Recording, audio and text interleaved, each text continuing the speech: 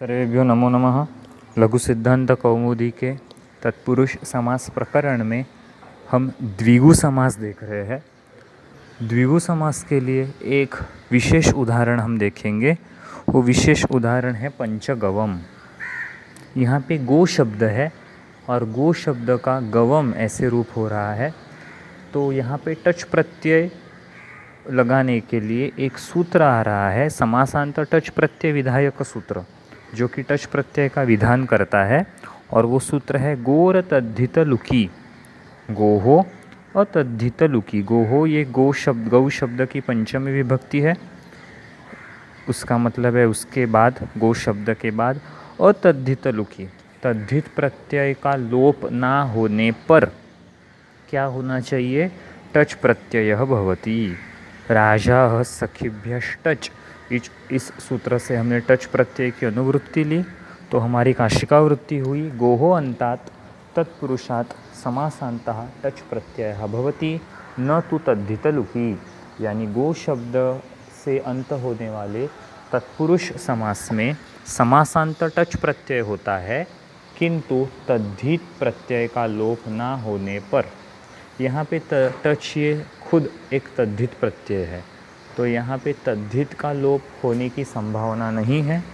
तो इसी वजह से हम यहाँ पर गो शब्द को टच प्रत्यय करेंगे। अब ये टच प्रत्यय यानी अ, ये सारे जो तद्धित के प्रत्यय है, ये शब्द को अकारांत करने के लिए है। और इसी वजह से ये सारे तद्धित प्रत्यय जो हम समासांत लगा रहे हैं, उससे अकारांत शब्द तैयार होते हैं और हम उन्हें वनम, देव, माला इस तरह से चला सकते हैं। वो रूप मुख्यतः किसी भिन्न रूप में थे, इकारांत, उकारांत, ओकारांत ऐसे शब्द थे, लेकिन टच प्रत्यय लगा के या ऐसे तद्धित प्रत्यय लगा के हम उन्हें अकारांत कर रहे हैं। तो टच में च की हलंत्यम तस्य लोपः से लोप हो जाएगा, और चूटू अदर्शनम लोपः तस्य लोपः से ट का लोप हो जाएगा, तो रहेगा सिर्फ अ।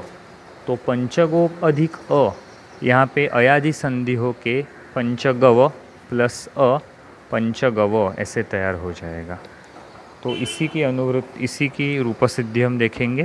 पंचगवम 5 गाइयों का समूह, पंचानाम गवाम समाहारः। गो शब्द थोड़ा इरेग्युलर है, इस वजह से उसकी षष्ठी का बहुवचन गवाम ऐसा होता है।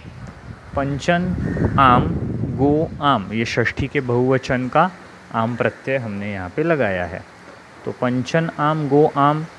अभी यहाँ पर ये द्विगु समास है, यानी समाहार तत्पुरुष है, तो तद्धितार्थोत्तर पद समाहारे च, इस सूत्र से हमने समास किया।